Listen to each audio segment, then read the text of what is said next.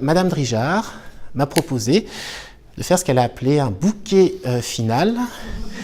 Et ce bouquet final, eh bien, c'est de vous proposer une visite virtuelle du château, donc restituée sur le même principe que la démarche que je vous ai présentée tout à l'heure, et donc telle que le château pouvait être, donc de la manière la plus scientifiquement pertinente possible, donc en 1870, avant donc l'incendie destructeur.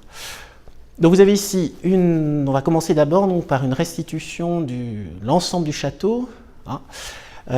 Donc il ressemble quand même beaucoup à la maquette que vous avez ici, hein. Et si on descend au niveau du sol, voilà ce que pouvait donner la cour d'honneur donc du château, à peu près du point de vue par lequel on arrive aujourd'hui donc sur l'esplanade du château, hein, avec l'ensemble des bâtiments de l'époque de Monsieur, la colline de Montretout, et puis un certain nombre d'éléments rajoutés sous Napoléon III. Alors, pour donner un aspect encore plus feu d'artifice, si on peut dire, à cette visite, je vous propose de visiter ce château de nuit, puisque le logiciel permet aussi de visiter le château de nuit. Hein. Donc, la vue qu'on a ici est à peu près la même. Hein. La présence de la marquise, sur laquelle je vais revenir tout de suite, nous permet de nous dire qu'on est en 1867-70, puisque Napoléon III fait installer cette marquise en 1867. Et donc, vous pouvez vous imaginer être l'un des 66 souverains, ou princes ou princesses, invités par Napoléon III au cours de l'exposition universelle de 1867. Donc, les pièces que vous avez ici éclairées, ce sont les pièces que l'on va visiter. La restitution de ces décors est un travail assez long, ce n'est pas mon travail principal. Donc là, vous allez voir en gros les pièces que jusqu'ici j'ai restituées. Donc on va se rapprocher un petit peu. Donc l'intérêt de ce type de véhicule est juste de montrer l'échelle de la façade avec ce grand portique et puis les statues que vous avez là. Et donc vous avez les vestiges dans la salle dans laquelle vous êtes, hein, notamment les deux derrière vous sont deux des quatre statues qui se trouvaient donc au-dessus de ce grand portique.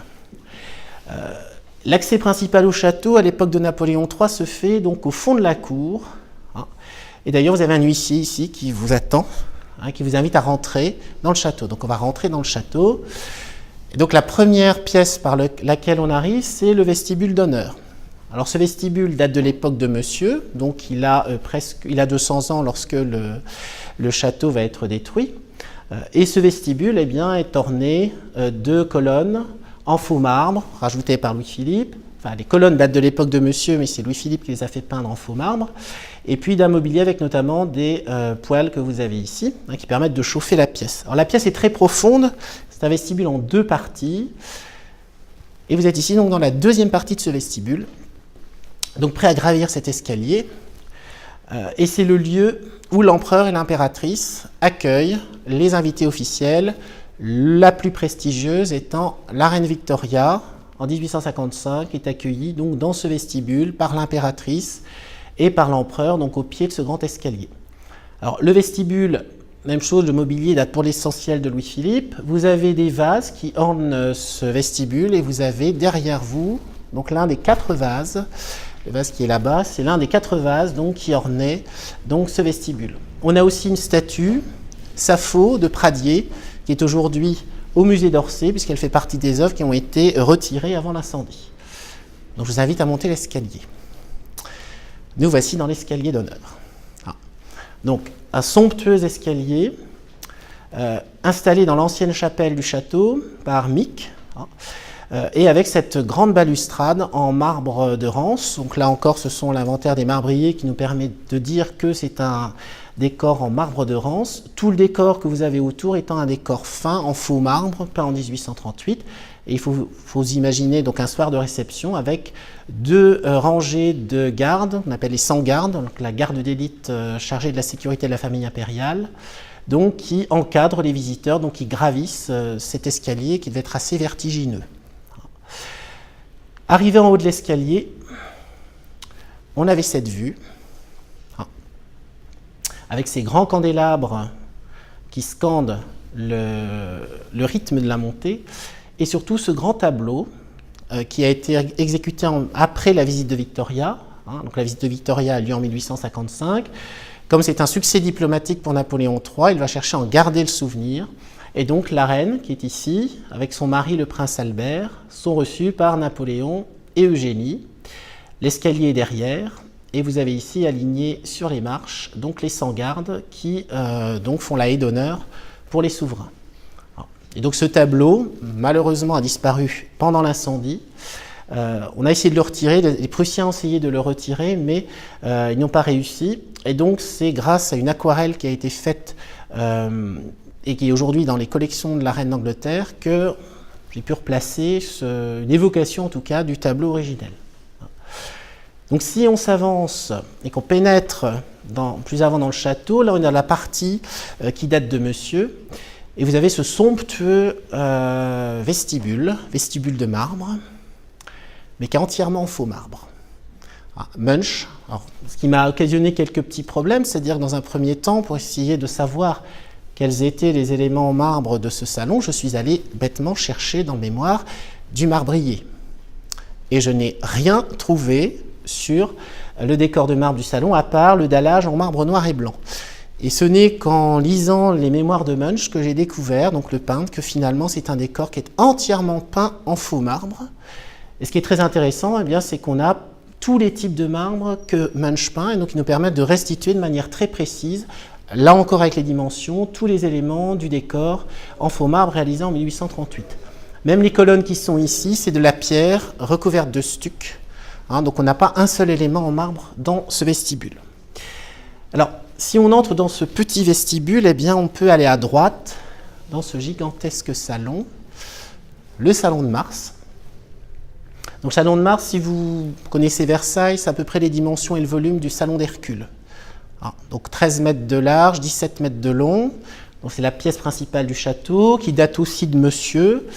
Et comme c'est une pièce solennelle, eh bien, vous avez un décor en vrai marbre. Les colonnes en marbre campant, rubané, les pilastres en marbre de Rance, les bases en marbre noir, les chapiteaux et les bases sont en bronze doré. Donc un décor assez somptueux et qui sert donc aux réceptions officielles. C'est dans ce salon que Napoléon III reçoit les grands corps de l'État. Et c'est également dans ce salon qu'ont lieu les pièces de théâtre, enfin qu'ont lieu les représentations théâtrales, puisqu'il existait jusqu'en 1861 un théâtre au château. Et en 1861, Napoléon III décide de raser l'orangerie et le théâtre dans la perspective de les reconstruire ailleurs, mais il n'y aura jamais de reconstruction. Donc c'est assis sur la grande borne que vous avez ici et face à la cheminée que la cour assiste, enfin en tout cas le couple impérial assiste aux représentations théâtrales.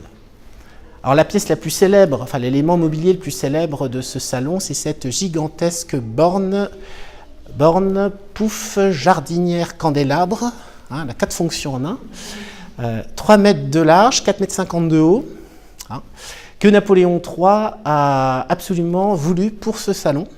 La reine d'Espagne avait le même, et donc en visite dans les ateliers de celui qui est en train de le fabriquer, Napoléon III a voulu exactement le même. Alors cette borne de Saint-Cloud a disparu, mais si vous voulez voir sa sœur aînée, il suffit d'aller au Palais Royal de Madrid où elle se trouve toujours. Et c'est elle qui m'a servi aussi de modèle pour reconstituer celle de Saint-Cloud. Alors, comme tout château royal français, le château est doté d'une galerie, la galerie d'Apollon. Galerie d'Apollon, puisqu'au plafond, vous avez un certain nombre d'épisodes de la légende d'Apollon qui ont été conservés sous forme de tapisserie. Mignard avait peint ces tableaux et leur célébrité a fait que la manufacture des Gobelins a fait plusieurs tissages en tapisserie des tableaux principaux. Et donc, pour pouvoir reconstituer le décor du plafond de la galerie, je me suis notamment appuyé donc, sur ces tapisseries. Alors, cette galerie est très impressionnante. Sur place, quand on est aujourd'hui sur le site, on ne peut pas se rendre compte des dimensions de cette galerie. Il faisait quand même presque 50 mètres de long sur 7,50 m de large et à peu près 8 mètres de haut. Alors la galerie telle que vous la voyez, c'est un lieu très important dans l'histoire du château et dans l'histoire de France, puisque c'est là que Napoléon Ier a été proclamé empereur, qu'il s'est marié avec Marie-Louise en 1810 et que Napoléon III lui-même a été proclamé empereur en 1852. Et c'est aussi dans cette galerie que Napoléon III va donner le dernier dîner de gala pour les officiers de l'armée française avant leur départ à la guerre en juillet 1870. Alors là encore, Napoléon III va conserver l'état Louis-Philippe de la galerie, avec notamment 90 tableaux qui sont placés encastrés dans les murs. Une grande partie existe encore aujourd'hui, donc j'ai pu les replacer. Des meubles, boules, ça donne un aspect Louis XIV. Et Louis-Philippe voulait quelque chose de très régulier. Donc il a fait scier ou agrandir des meubles qui dataient de l'époque de Louis XIV pour qu'ils aient tous la hauteur de 1,18 m. Exemple, les deux meubles que vous avez ici, en réalité, n'en formaient qu'un seul. Donc la partie qui est là se trouvait sur celle-ci. Donc pour avoir deux meubles boules pour le prix d'un, on a scié, on a séparé le haut du bas, rajouté des pieds et puis augmenté un petit peu les pieds de la partie basse pour avoir ce fameux 1,18 m. Donc aujourd'hui, ces meubles existent encore, l'essentiel sont au Louvre et à Versailles, mais au Louvre, on a par exemple remonté deux de ces cabinets dans leur état d'origine.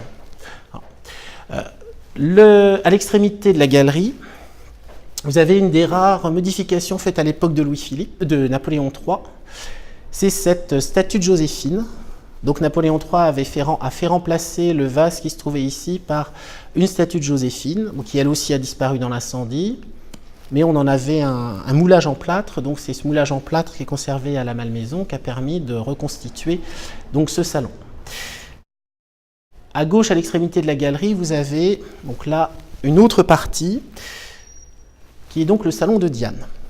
Apollon, Diane, frère et sœur, et donc monsieur avait voulu que Mignard ait une galerie et un salon pour exercer ses talents de peintre. Donc le plafond, on a la chance, c'est la seule photographie de plafond du château, donc d'avoir une photographie qui nous montre l'essentiel de l'organisation du plafond du salon de Diane.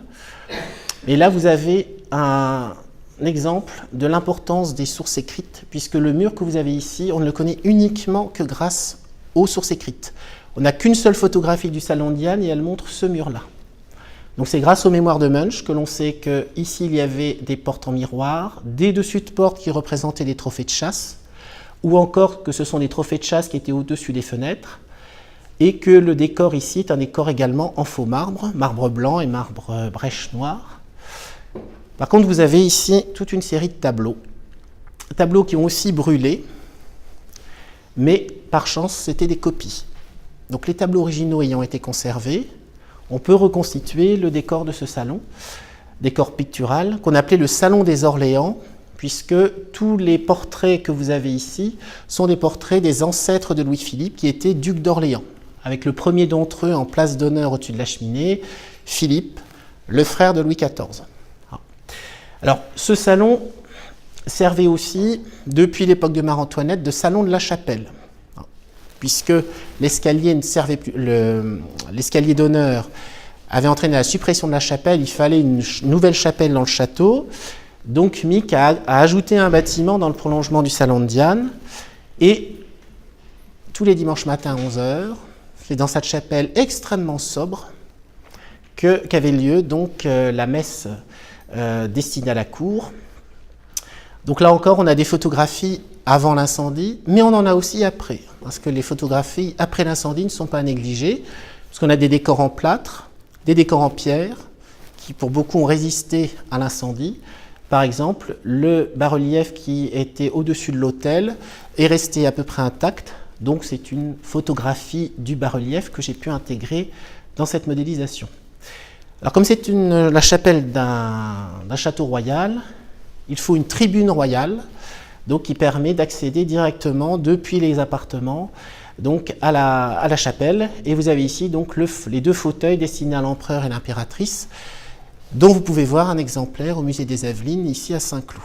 Hein, le mobilier a été retiré, il est resté à Saint-Cloud, et c'est le musée des Yvelines qui a hérité d'une partie du mobilier de cette chapelle. Alors cette chapelle est aussi intéressante parce que, comme on manquait de place, eh bien c'est la galerie qui est ici, la galerie d'Apollon, qui sert de tribune à la chapelle. Donc cette galerie sert aux fêtes, mais le dimanche, on ouvre les portes-fenêtres qui sont ici, et la galerie se transforme en tribune pour la cour. Alors, Louis-Philippe a fait ajouter un vestibule ici pour avoir une entrée plus solennelle à la chapelle. Alors le choc visuel est assez frappant, même pour moi qui ai vu à peu près une quarantaine de fois ce diaporama. On retourne dans la galerie. Donc voici le choc de cette abondance de marbre, d'or, de tableaux. Et si j'ai choisi voilà, de placer cette vue, c'est que ici on a un des rares témoignages du décor de Mignard, au-dessus de la porte du salon de Mars, puisque le musée de Montpellier conserve un peu par miracle 2 projets de Mignard qui correspondent à ce qui a été réalisé. Donc celui-ci représentant la Fureur, et donc ce qui nous permet d'avoir une vue à peu près identique à ce que pouvait voir un contemporain des années 1860 en ressortant de la galerie pour entrer à nouveau dans le salon de Mars. Le salon de Mars qui est un vrai carrefour dans la circulation du château. C'est peut-être pour ça qu'il y a une borne circulaire au milieu d'ailleurs. Alors, ce salon de Mars, cette vue que vous avez ici, je l'ai choisie aussi parce que on n'a aucune photographie avant 1870 de ce mur du salon. Toutes les photographies que l'on a sont prises de cette fenêtre et photographient la cheminée. Mais on a, comme je vous le disais tout à l'heure, la chance d'avoir une photographie après l'incendie qui nous montre parfaitement le décor de ce dessus de porte. Et donc c'est à partir de cette photographie que j'ai pu reconstituer donc le dessus de porte qui mène donc à ce salon que j'espère vous avez reconnu, le salon de Vénus. Donc nous voici à nouveau dans le salon de Vénus, mais de nuit, avec donc cet éclairage à la bougie. Alors, donc chaque lustre, à peu près une trentaine de bougies. On a des bougies également sur les appliques, des lampes Carcel qui éclairent également et qui donc participent à l'ambiance nocturne et assez chaleureuse finalement de ce salon. Donc après ce salon, vous remarquerez que la porte est maintenant ouverte, vous avez ce qu'on appelle le salon de la vérité. Salon beaucoup plus intime, plus petit aussi, il ne fait que 9 mètres de côté, au lieu des 12 mètres 34 du salon de Vénus, et une intimité qui est renforcée par la présence de ces fauteuils qu'on appelle les fauteuils confortables et que l'impératrice Eugénie fait placer systématiquement de part et d'autre de la cheminée. On a sur toutes les photographies du Second Empire montrant les appartements impériaux, on a ces fauteuils placés de part et d'autre de la cheminée. Alors le décor des tapisseries de l'histoire de Marie de Médicis continue également sur ces murs, et le plafond, dont on a un tout petit morceau ici, je l'ai pu également le reconstituer grâce aux descriptions qu'en fait Munch dans ses mémoires de travaux. Si on poursuit donc, le long de la façade, on retrouve notre billard, donc le billard du salon de Vénus, déplacé dans le salon de Mercure. Là encore, c'est le décor, les mémoires de Munch qui permettent de savoir qu'on a un balambris en marbre bleu, qu'on a aussi donc un décor en marbre brèche violette et marbre blanc, et des photographies qui montrent une toute petite partie du plafond, et là encore, ce sont les mémoires qui permettent de compléter les éléments du décor. Alors on a malgré tout là beaucoup plus d'éléments mobiliers, et notamment les cabinets que vous avez entre les fenêtres, qui ont été jusqu'à récemment à Versailles, la pendule qui est encore à Versailles aujourd'hui dans la chambre de Louis XV, les fauteuils, c'est notre président qui s'assoit dessus, puisqu'ils sont partis à l'Élysée. Donc Emmanuel Macron a les fauteuils de Saint-Cloud chez lui, et puis ces 2 gigantesques lustres. Alors ce qui est intéressant, c'est que l'inventaire, sur les photographies, on a l'impression de 2 lustres identiques. Eh bien, l'inventaire nous permet de savoir que l'un des 2 est 30 cm plus petit que l'autre. Donc on a vraiment une précision très grande des informations. Alors le dessus de porte qui est ici, là encore, c'est une équivalence. Là, un tableau conservé à Versailles, mais sur les thèmes indiqués par l'inventaire. Alors si on poursuit par la porte ouverte, comme nous y invite le valet, on se retrouve donc dans une pièce entièrement décorée sous Louis-Philippe, qu'on appelle donc le salon de l'Aurore. Alors c'est assez représentatif de la manière dont Louis-Philippe fait les aménagements du château en 1838, puisque pour décorer, alors c'est une pièce très simple, on nous dit qu'elle est décorée de stuc jusqu'en 1838, donc il fait réaliser un plafond, mais pour les peintures murales, il va se servir au Louvre. Les peintures, du plafond, il va se servir au Louvre. 3 tableaux d'un peintre qui s'appelle Nicolas Loire, qui vont être encastrés au plafond et qui vont évidemment disparaître dans l'incendie. Au mur, Munch devait commencer à en avoir un peu marre de faire du marbre brèche violette, puisqu'on a encore du marbre brèche violette sur les murs.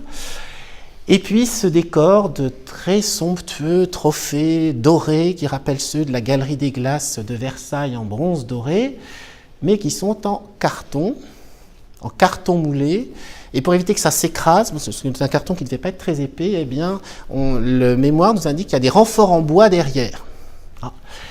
Et même chose par mesure d'économie, le spécialiste donc, du carton-pierre, Hubert, ne livre que 3 exemplaires de trophées différents, donc on va copier les trophées sur tous les murs, donc on a 6 fois le même modèle de trophée. Alors, le vase que vous avez ici, j'ai choisi ce point de vue-là parce qu'il rappelle la désolation de Schneider, le régisseur du palais, après 1870, puisqu'il visite les ruines du château, et ce vase, eh bien, il n'en trouve qu'un amas informe, c'est la porcelaine a fondu dans l'incendie, et donc on a un texte assez dramatique où il décrit l'amas informe des vases du Salon de l'Aurore, mais on peut reconstituer donc grâce à la modélisation virtuelle. Alors, je vous ai bien fatigué dans le château, donc il va falloir qu'on songe à quitter Saint-Cloud. Donc on va descendre par ce bel escalier. Donc le Salon de l'Aurore, vous le reconnaissez, il est ici. Et donc cet escalier, donc, qui date de l'époque de Marie-Antoinette, eh bien on en conserve un souvenir, un élément important. Les grands panneaux que vous avez ici, enfin vous en avez un ici, il y en avait un autre en face, sont maintenant au Palais Royal de Bruxelles. Et il y en a et puis un autre élément, les modèles originaux sont aux États-Unis. Et donc c'était 2 triomphes de Flore et une course d'Hippomanie d'Atalante. Et donc le fait qu'ils aient été sauvegardés a permis aussi de les replacer dans cet escalier. Voilà, j'en ai terminé pour cette visite. Je vous remercie de votre attention.